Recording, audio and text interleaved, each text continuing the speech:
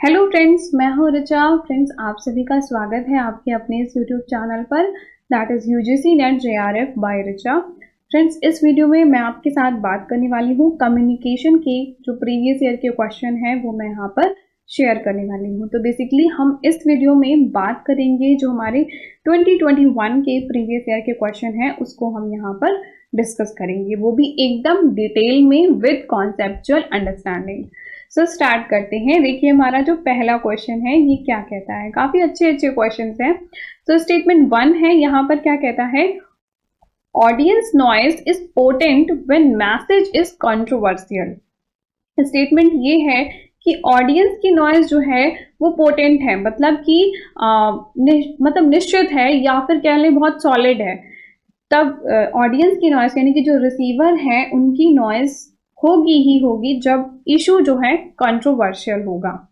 तो ये बात बिल्कुल ठीक कह रहा है। पोटेंट, अगर किसी को पोटेंट का मतलब नहीं पता तो नोट डाउन कर लीजिए, स्ट्रॉन्ग और पावरफुल होता है। यानी कि जो ऑडियंस की नॉइज है वो काफी पावरफुल हो जाएगी जब इशू जो है कंट्रोवर्शियल हो, कोई ऐसा मुद्दा जो जो सर्टिफाइड नहीं है, जो एकदम फिक्स नहीं है। जैसे अगर मैं बात करूं कि इंडिया यानी कि हमारा देश कब आज़ाद हुआ, तो हम कहेंगे 1947 में आज़ाद हुआ। तो यहाँ पर कोई कंट्रोवर्शियल इशू नहीं है, हम सभी इस बात पे अग्री करते हैं कि हमारा देश 1947 को आज़ाद हुआ, 1947 में आज़ाद हुआ।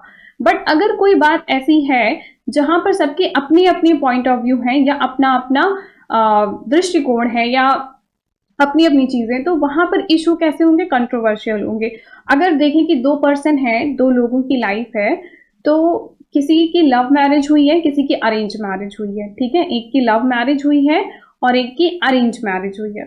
तो हो सकता है कि जो लव मैरिज वाला पर्सन हो वो भी बहुत खुश हो और जिसने अरेंज मैरिज की हो वो भी बहुत खुश हो, दोनों ही खुश हो। तो दोनों का अपना अपना पॉइंट ऑफ व्यू हो गया।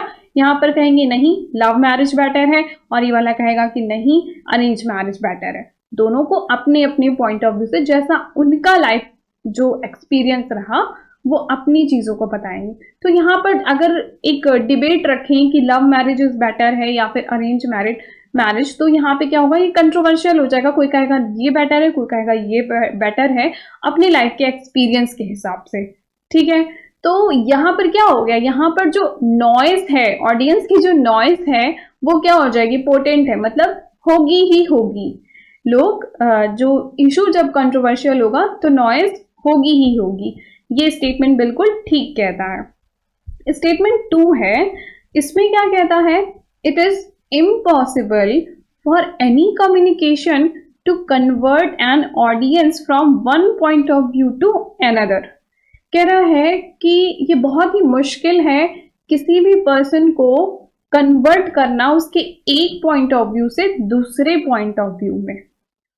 तो ये बात देखिए गलत है।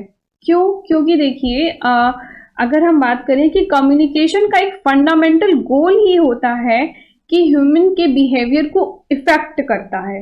जैसे कभी आप किसी पर्सन कभी आप कैसी लाइफ जी रहे होते हैं, बट क्या होता है कि सडन हम किसी से मिलते हैं अपनी लाइफ में और हमारी लाइफ में बहुत सारे चेंज आते हैं। पॉजिटिव चेंजेस भी आ सकते हैं, नेगेटिव भी आ सकते हैं, बट चेंजेस आते हैं। क्यों? क्योंकि हम कम्युनिकेट होते हैं, कम्युनिकेशन होता है हमारे बीच में। तो जब हम बातचीत करते हैं, कम्युनिकेट करते हैं, तो उनकी चीजें हमारे ऊपर इम्पैक्ट डालती हैं, ठीक है।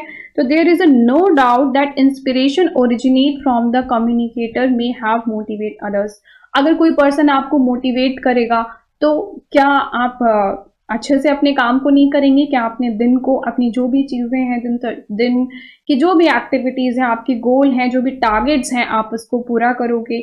बट अगर वहीं आपको कोई डिमोटिवेट कर रहा होगा तो क्या होगा, उससे जब आप कम्युनिकेट करोगे तो उसका अलग इम्पैक्ट पड़ेगा। तो कम्युनिकेशन से तो डायरेक्ट इम्पैक्ट पड़ता ही पड़ता है। जैसे मैंने भी अपनी लाइफ में काफ़ी चेंजेस लाया। अगर मैं देखूं तो मैंने भी संदीप माहेश्वरी जी हैं उनकी वीडियो को देख करके अपनी लाइफ में काफ़ी बदलाव लाया, ठीक है, अपने थॉट प्रोसेस को काफ़ी चेंज किया। तो ये कैसे पॉसिबल हो पाया? क्योंकि यहाँ पर क्या है, ये एक कम्युनिकेशन है ना, मास कम्युनिकेशन होता है। उनकी वीडियो तो मास कम्युनिकेशन की तरह है। तो हम जब उससे सीखते हैं उसको सुनते हैं तो हम बहुत कुछ सीखते हैं, अपने दृष्टिकोण में, अपने पॉइंट ऑफ व्यू में, अपने थॉट प्रोसेस में, हर एक चीज में बदलाव आता है। ठीक है, तो यहाँ पर कह रहा है कि ये बोलता है कि इम्पॉसिबल है, मतलब बदलाव आ ही नहीं सकता। सो ये स्टेटमेंट तो क्या हो गया, ये तो गलत हो गया। ठीक है, क्योंकि बदलाव आता है। So first statement is correct and second is the false. तो फर्स्ट यहाँ पे करेक्ट है, सेकेंड यहाँ पे फॉल्स है, तो आंसर थर्ड वाला हो जाएगा हमारा। नेक्स्ट क्वेश्चन है यहाँ पे, feedback reflect the reaction of the audience when. तो फीडबैक क्या है इसको समझ लेते हैं। The feedback is the final step of the process that ensure the receiver has received the message. Feedback इस बात को शो करता है, जैसे मैंने वीडियो बनाया तो जब आपके कमेंट आते हैं तो वो उस बात को शो करता है कि हाँ आपने ये वीडियो देख लिया, and interpreted it correctly as it was intended by the sender. जैसा कि मैंने सेंड किया था मैसेज, बिल्कुल वैसा ही, बिल्कुल वही बात आप समझ पाए हैं जो बात मैं कहना चाहती थी। It increase the effectiveness of the communication. जब आपका कमेंट आता है तो वो क्या करता है, वो कम्युनिकेशन को इफेक्टिवनेस बताता है कि हाँ कितना मतलब अच्छे से दोनों तरफ से प्रोसेस चल रहा है, दोनों तरफ से बातचीत हो रही है, as permit the sender to know the efficiency of this message. तो इस मैसेज की, इस वीडियो की उतनी ही एफिशिएंसी बढ़ जाती है। तो फीडबैक एक प्रोसेस होता है। फीडबैक जैसे कि अगर आप जाएं किसी रेस्टोरेंट में तो वहां पे भी क्या करते हैं कि जब भी सर्विस प्रोवाइड करते हैं तो आपसे वो फीडबैक लेते हैं, जिससे ये पता चल जाए कि हाँ आप कितना इंश्योर करते हैं, कितना मतलब कितना इफेक्टिव हुआ जो भी उनकी सर्विस थी। ठीक है, तो फीडबैक ये चीज होती है, जैसे कि फीडबैक में आप कमेंट करते हैं तो मुझे पता चलता है कि हाँ कितनी इफेक्टिव है मेरा जो ये वीडियो है, वो आप तक वही बात पहुंच पा रही है या फिर नहीं। तो यहाँ पे कह रहा है कि फीडबैक रिफ्लेक्ट करता है रिएक्शंस को। बिल्कुल बात अब समझ में आ गई कि जो फीडबैक है वो रिएक्शन को रिफ्लेक्ट करता है ऑफ द ऑडियंस। और कह रहा है व्हेन, मतलब कब पता चलेगा, कब जो है रिफ्लेक्ट करता है। One knows the effect of communication. जब लोग जो भी पब्लिक है वो इस कम्युनिकेशन के इफेक्ट को जान पाए। तो one knows the effect of communication, कि ये जो मैसेज है, ये जो वीडियो है वो कितना आपके लिए इफेक्टिव होगा, आपका जो फीडबैक है वो उसी के अकॉर्डिंग होगा। अगर आपको ये वीडियो नहीं अच्छा लगेगा तो आप लिखोगे कि मैम ये वीडियो नहीं अच्छा था। अगर आपको ये वीडियो अच्छा लगेगा तो आप लिखोगे कि हाँ ये वीडियो अच्छा है। ठीक है, तो इफेक्टिवनेस आपके लिए वो कैसा है, आपकी जरूरत के हिसाब से वो कैसा है, तब वैसा आप फीडबैक दोगे। One knows the quality of the content. Quality की मतलब वीडियो की क्वालिटी की, जो भी कंटेंट है, जो भी बताया गया है इस वीडियो में, वो आपको समझ में आ रहा है या फिर नहीं आ रहा है, तो उसकी क्वालिटी के हिसाब से आप रिप्लाई करोगे। नेक्स्ट है यहाँ पे one knows the future prospect of the communication.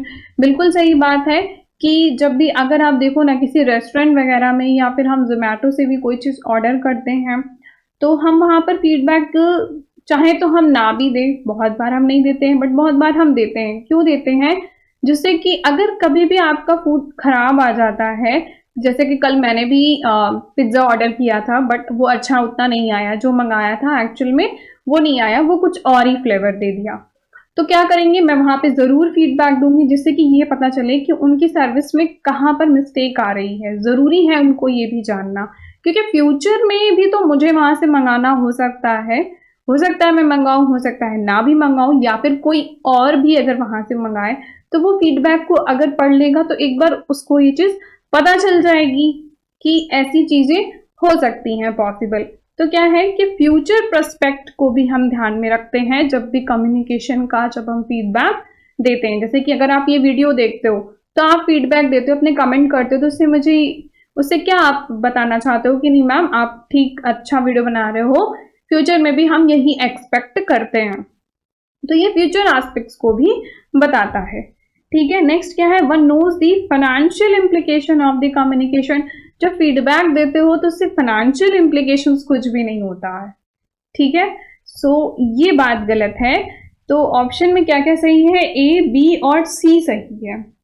A, B, सी आपका ऑप्शन 4 में है, ये शायद आपको नहीं दिख रहा होगा। तो यहाँ पर ए, बी और सी लिखा हुआ है, ठीक है। So A, B, C is the answer, जो कि आपका ऑप्शन 4 में है। नाउ थर्ड क्वेश्चन है, इसमें क्या कहता है? The power which come through connectedness of one's word matching one's feeling. ठीक है, किसी के शब्द उसकी फीलिंग से अगर मैच कर रहे हो तो उस पावर को क्या कहेंगे? The body and facial expression in the communication इस प्रोसेस इज नोन एज।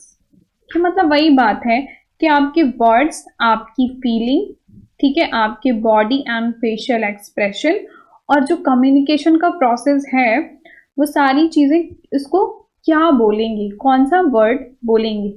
तो यहाँ पर ऑप्शन में दिया हुआ है कन्फर्मिटी, कॉन्ग्रुएंस, कोलैबोरेशन और कंट्रोल। इन सभी वर्ड को समझ लेते हैं। ये काफी अच्छा पॉइंट है कन्फर्मिटी, आप इसको नोट डाउन कर लीजिए। कन्फर्मिटी क्या बताता है? Refer to the degree to which expect uniformity of belief, attitude and value. जो कन्फर्मिटी है वो इस बात को बताता है, the degree to which expect uniformity, कितनी यूनिफॉर्मिटी है बिलीव में, मतलब जो सोच है वो कितनी यूनिफॉर्म है, जो एटीट्यूड है और जो वैल्यू है, यानी कि जो जीवन के जो मूल्य हैं, ठीक है, वो इस बात को शो करते हैं। अगर लो कन्फर्मिटी है तो वहां पर क्या हो जाएगा?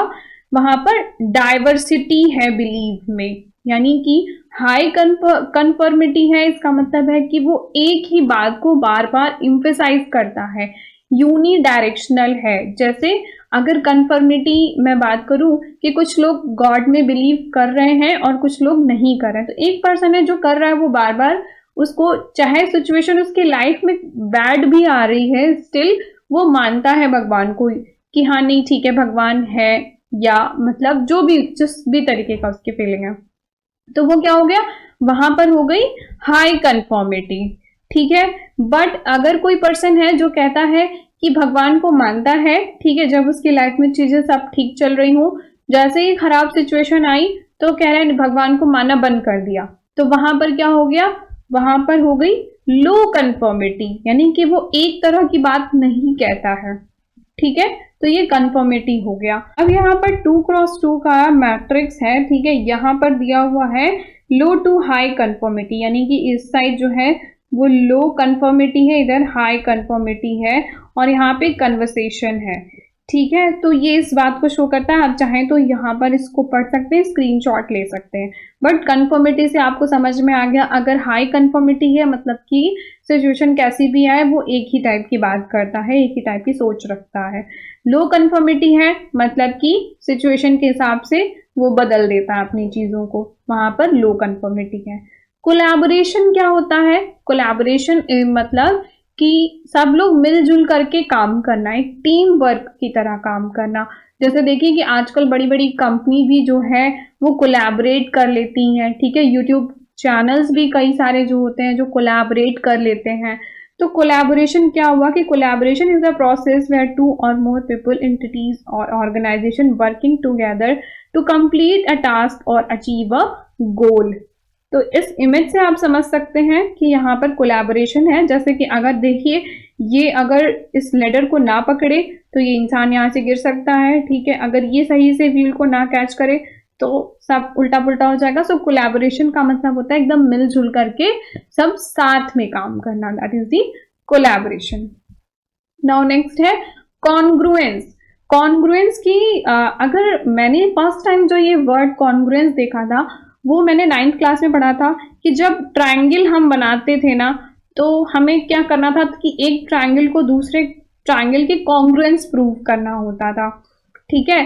तो वहां पर क्या होता था कि एंगल मेथड या फिर साइड एंगल मेथड, इस तरह की चीजें से हम प्रूव करते थे कि एक ट्रायंगल दूसरे ही ट्रायंगल के बिल्कुल जैसा है। तो कॉन्ग्रुएंस इज एन अग्रीमेंट और हार्मोनी होती है, कंपैटिबिलिटी होती है। Congruent communication is कंसेप्चुलाइज्ड as a relationship of identity, the similarity between the verbal and non-verbal modes. मतलब verbal यानी कि जो शब्द हैं और जो बॉडी का फेशियल एक्सप्रेशन है, पोस्चर है, वो सारी चीजें दोनों ही क्या है, अगर मतलब सिमिलरिटी कर रही हैं, कॉन्ग्रुएंस कर रही हैं। कम्युनिकेशन में कॉन्ग्रुएंस का मतलब यही है कि जो बात कही जा रही है उसी के हिसाब से ही आपके हैंड्स के, बॉडी के, आईज के एक्सप्रेशंस हैं, वो सारी चीजें वैसी हो रही हैं, तो वो है कॉन्ग्रुएंस, उसी के जैसा। ठीक है, तो अभी हमने ये तीनों ही वर्ड पढ़ लिए कि कन्फर्मिटी क्या है, कि एक डायरेक्शन की बात करना। ठीक है, ये नहीं कि कभी मानते हैं कि भगवान है फिर कभी कहते भगवान नहीं है। ठीक है, कॉन्ग्रुएंस का मतलब होता है सेम चीजें। ठीक है, आपके बॉडी के मूवमेंट्स और आपकी जो बातें हैं वो सेम होनी चाहिए। कोलैबोरेशन, एक साथ मिलजुल करके काम करना, और कंट्रोल तो आपको पता है, ये बताने की जरूरत नहीं है। सो यहाँ पर कह रहा है कि इनमें से कौन सा ऐसा वर्ड है जो कि आपकी फीलिंग, आपकी बॉडी के फेशियल एक्सप्रेशंस, कम्युनिकेशन और जो शब्द हैं, जो वर्ड हैं, वो सभी क्या करें, मैच हो। तो वो कब मैच होगा, आपके कॉन्ग्रुएंस जो वर्ड है उसके थ्रू इस बात को हम वन वर्ड में लिख सकते हैं, that is the congruence communication होगा। ठीक है, तो यहाँ पर आंसर सेकेंड वाला कॉन्ग्रुएंस कम्युनिकेशन ये हो जाएगा। नाउ नेक्स्ट क्वेश्चन जो कि फोर्थ क्वेश्चन है, इसमें क्या कहता है, the Gandhian method of communication is known as. जो गांधी जी का कम्युनिकेशन का मेथड है उसको किस वर्ड से जाना जाता है। तो जो यहाँ पे कई सारे टर्म हैं, नॉन टेक्नोलॉजिकल, मैसिव, पर्सनल और मास्कुलाइन। तो ये जो मास्कुलाइन कम्युनिकेशन का टाइप है ये आपको नहीं पता है, ये मैं एक्सप्लेन कर देती हूँ इसमें क्या होता है। The mass line is the political, organizational and leadership method है to develop by Mao Zedong. ठीक है, ये आप नाम नोट डाउन कर लीजिए, ये इंपॉर्टेंट हो सकता है। अगर आपसे आज मास्कुलाइन कम्युनिकेशन पूछा है तो नेक्स्ट टाइम इसका नाम और किसने इसको डेवलप किया था ये भी पूछ सकता है। तो इसने डेवलप किया था माओ जेडोंग ने, नोट डाउन कर लेंगे, बहुत याद मत करिएगा, बस लिख लीजिए कॉपी में। ठीक है, एंड ये क्या थे, एक चाइनीज कम्युनिस्ट थे during the Chinese revolution. It is the politician and the leadership strategy that entail the non-manipulative communication. इन्होंने उस communication को follow किया था जहां पर लोगों को मैनिपुलेट नहीं करना है। मैनिपुलेशन का मतलब यही होता है डेटा को हेर फेर कर देना। ठीक है, तो इन्होंने क्या कहा कि मतलब इनका जो कम्युनिकेशन का स्टाइल था वो था सीधा सीधा कम्युनिकेशन, कोई हेर फेर नहीं, जो बात है सीधी सीधी बात करना। ठीक है, it is based on the feedback from the general public. ये कम्युनिकेशन ऐसा था कि इन्होंने अपनी बात कही, अब फीडबैक जो भी जनरल पब्लिक का आएगा उसके बेस पे आगे का प्रोसेस होगा। ठीक है, it is the bottom up approach. ये नोट डाउन कर लीजिए, वेरी वेरी इंपॉर्टेंट है। मास्कुलाइन कम्युनिकेशन कैसा होता है, बॉटम अप अप्रोच। ठीक है, it in the masculine communication the leader do not rule and control the crowd. जो मास्कुलाइन कम्युनिकेशन होता है वहां पर जो लीडर होता है वो रूल नहीं करता है। ठीक है, ना ही पब्लिक को कंट्रोल करता है। जैसे कि अगर आप देखें कि आजकल जो भी गवर्नमेंट आती है वो अपनी चीजें कभी कभी क्या करती है, थोप देती हैं कि ऐसा ही आपको मानना है। ठीक है, बट जो गांधी जी के टाइम पे जो उन्होंने जो सत्याग्रह और ये चीजें चालू की थी उसमें क्या था कि वो अपनी चीजों को थोप नहीं रहे थे, उन्होंने सिर्फ एक रास्ता दिखाया था, एक बात का मार्गदर्शन कराया था कि ये चीजें हो सकती हैं, आप इस पे फॉलो करेंगे तो यहाँ से रास्ता ओपन हो सकता है, बट उन्होंने अपनी चीजें थोपी नहीं थी। ठीक है, तो यहाँ पर यही बात है कि जो मास्कुलाइन कम्युनिकेशन है वहां पर जो लीडर होता है, जो पॉलिटिकल पार्टीज होती है, वो अपनी चीजें जबरदस्ती क्राउड पर थोपती नहीं है, but rather really on the mass cope up with the issue and concern. ठीक है, अब आगे होता है कि जो गांधी जी के समय में जो फ्रीडम बैटल हुआ था इंडिया में, that was a similar tactics. उन्होंने भी उसी सेम चीज को फॉलो किया था जो चाइनीज ने, यहाँ पे जो चाइनीज बताते थे ना माओ जेडोंग ने, उसी सेम चीज को उन्होंने भी फॉलो किया था। Gandhi advocate that the bottom up communication between the citizen and the development official. Gandhi spark huge revolution in India which activity such as satyagraha उन्होंने फॉलो किया था, दांडी मार्च लेकर के आए थे, तो उससे क्या हुआ था, उसी से तो रेवोल्यूशन आया था, उसी से हमें फ्रीडम मिली थी। तो ये बात है कि जो गांधी का जो मेथड था कम्युनिकेशन का, वो कौन सा था, मास लाइन कम्युनिकेशन है। इस चीज को आप नोट डाउन कर लीजिए। क्वेश्चन देखिए प्रीवियस ईयर से क्वेश्चन आते हैं, और अगर आप इस टॉपिक को समझ लेंगे तो ऐसा ही सिमिलर क्वेश्चन इस बार भी आ सकता है। ठीक है, सो आपको ये चीज समझ में आ गई कि इसका आंसर जो है वो 4th वाला होगा। नाउ नेक्स्ट क्वेश्चन जो कि 5th क्वेश्चन है, इसमें क्या कहता है, modern mass communication has characterise of being. जो मॉडर्न एरा है मास कम्युनिकेशन का, अगर देखें तो मॉडर्न एरा कैसा है हमारा, हम यूट्यूब के थ्रू कनेक्ट हो रहे हैं, इंस्टाग्राम के थ्रू कनेक्ट हो रहे हैं, ट्विटर के थ्रू कनेक्ट हो रहे हैं, फेसबुक के थ्रू कनेक्ट हो रहे हैं, तो ये सारी चीजें क्या है, हमारी मॉडर्न मास मीडिया कम्युनिकेशन है। तो कह रहा है कि जो modern mass communication has characterise, उसका कैरेक्टरिस्टिक कैसा है, क्या स्पोरेडिक है, क्या कंटिन्यूअस है, बेस्ड ऑन शेड्यूल है, not match, depend on technology है, या dependent on the use of media है। तो स्पोरेडिक का मतलब क्या होता है, जब कोई चीज स्पॉन्टेनियस होना, दैट अकर इनफ्रीक्वेंट, जिसका कोई फिक्स चीज नहीं है, ठीक है, हैफिजर्ड मैनर में हो। स्पोरेडिक मतलब जो रेगुलर नहीं है, कभी हो गई कभी नहीं हुई, तो स्पोरेडिक, हैफिजर्ड है, इर्रेगुलर है, consciously from time to time the few isolated place, जो कि कभी कभी होती है, वो स्पोरेडिक हो गई कम्युनिकेशन। ठीक है, कंटिन्यूअस क्या मतलब हुआ, जैसे कंटिन्यूअस हम व्हाट्सएप के थ्रू कंटिन्यूअसली चैट कर सकते हैं, कंटिन्यूअस हम कनेक्ट हो सकते हैं मास मीडिया के थ्रू, यूट्यूब के थ्रू हम कनेक्ट हो सकते हैं, लाइव आ सकते हैं, तो दैट इज दी कम्युनिकेशन हो गया। आपका प्रॉपर चैट हो सकता है, वो क्या हो गया। तो आज का एरा कैसा है, कंटिन्यूअस है। ठीक है, मतलब अगर मैं लाइव आती हूँ तो मैं कुछ बोलूंगी और आपका वहां से रिप्लाई आता है, तो ये कंटिन्यूअस हो गया। तो आज का जो एरा है वो कंटिन्यूअस है, ना कि स्पोरेडिक है। ठीक है, तो मॉडर्न मास कम्युनिकेशन अगर continuously where the message are sent and schedule, message को हम सेंड कर सकते हैं और उसको हम शेड्यूल भी कर सकते हैं ना, जैसे कि मैं प्रीमियर जो होता है उसको मैं शेड्यूल कर देती हूँ। Modern mass media is a capital intensive since the necessities of the large sum of the money and investment। जो मॉडर्न एरा है यहाँ पर जो है पैसे ज्यादा खर्च होते हैं।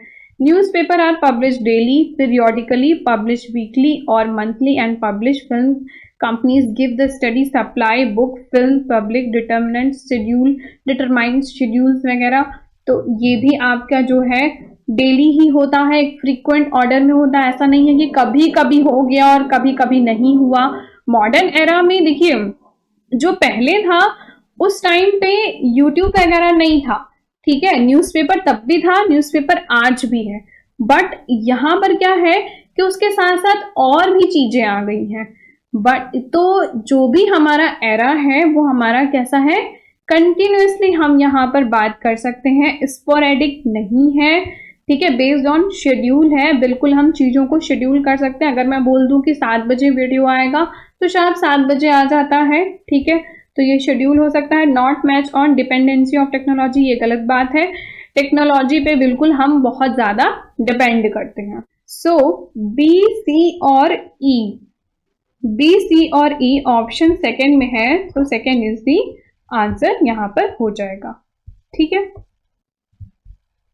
नाउ नेक्स्ट क्वेश्चन है जो कि 7th क्वेश्चन है। इसमें क्या कहता है, स्टेटमेंट 1 है, यहाँ पे दिया हुआ है, primary act of communication begin when an individual decides to use the particular language और symbol susceptible to standardize the interpretation rescheduling in the common meaning।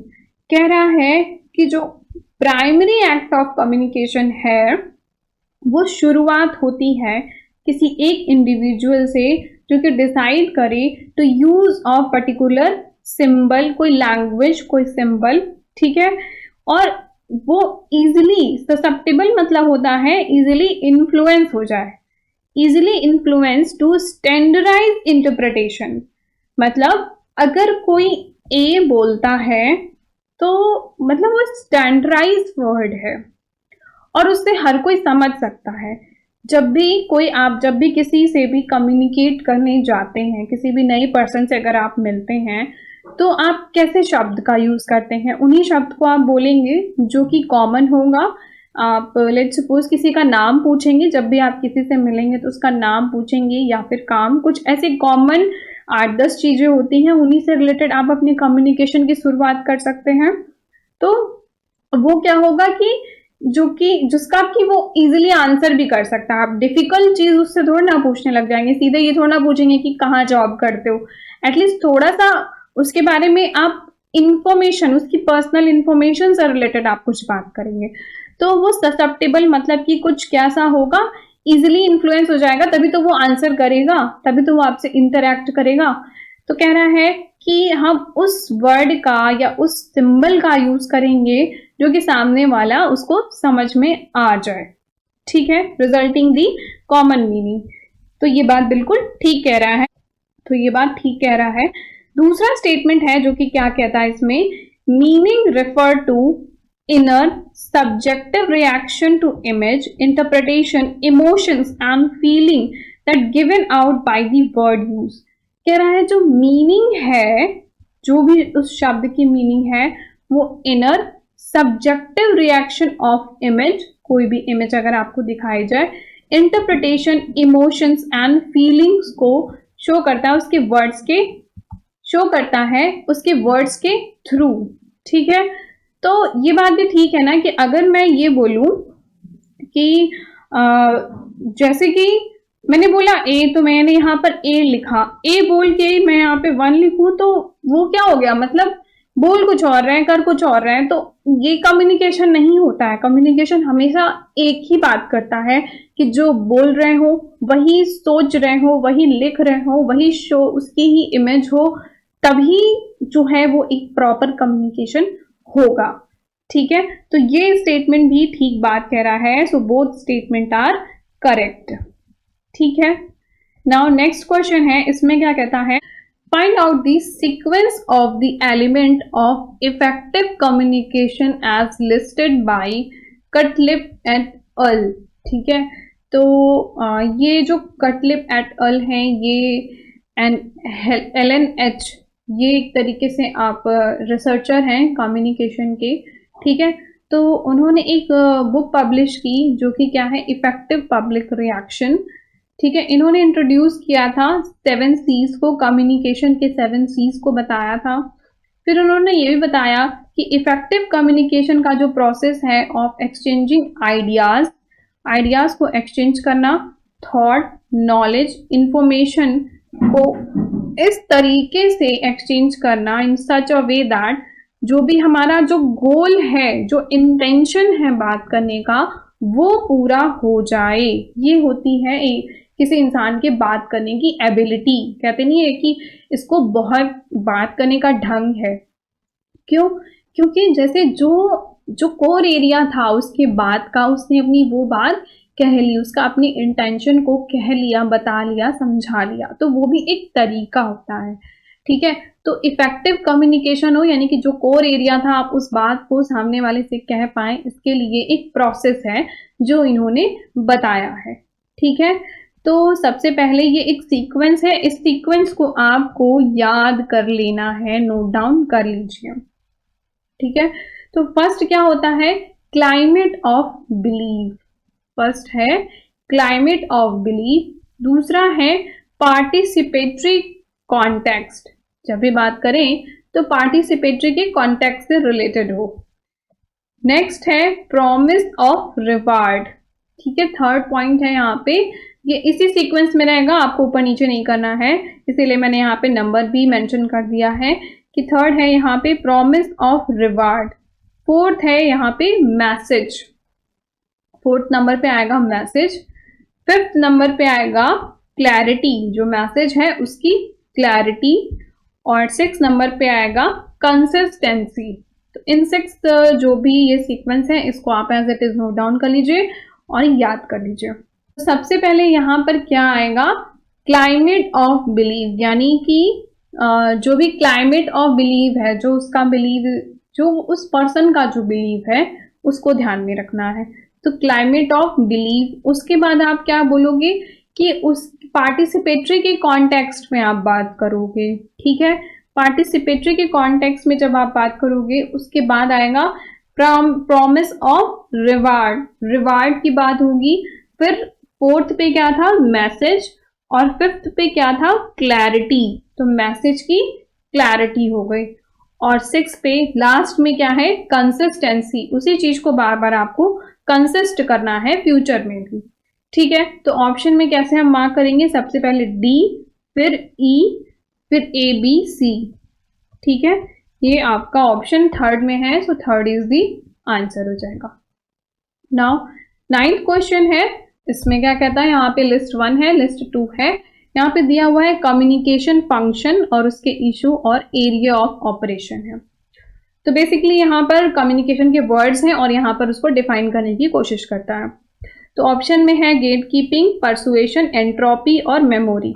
समझ लेते हैं इन सभी शब्द को। तो गेट कीपिंग किससे रिलेट करता है, जो भी नॉइस है, जो भी चीजें हैं, एक्स्ट्रा चीजें, हम उसको फिल्टर कर पाए, अनवांटेड चीजों को हम फिल्टर कर पाए। जब भी हम कम्युनिकेशन ब्रॉडकास्ट करते हो इंटरनेट के थ्रू कोई भी चीज, तो हम वहां पर फिल्टर लगाते हैं। जैसे एंट्रोपी, एंट्रोपी में क्या होता है, entropy in the data of communication, the term entropy refer to the relative degree of randomness, जब चीजें रैंडम होके आपके पास आए।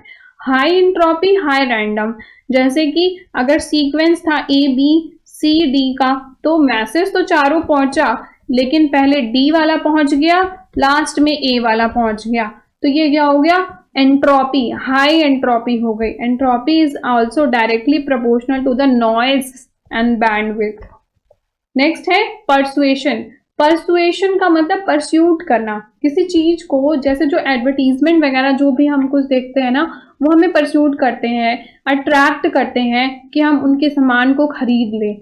The act of persuasion somebody to do something, believe in something, कि आप उस चीज में बिलीव करें। जैसे कि अगर आप देखें कोका कोला की यहाँ पर टैगलाइन क्या है, open a Coke open a happiness. तो ये क्या है कि किसी भी काम को करने के लिए ना मना लेना। तो अब यहाँ पर हमें ऑप्शन है उसको मैच करना है।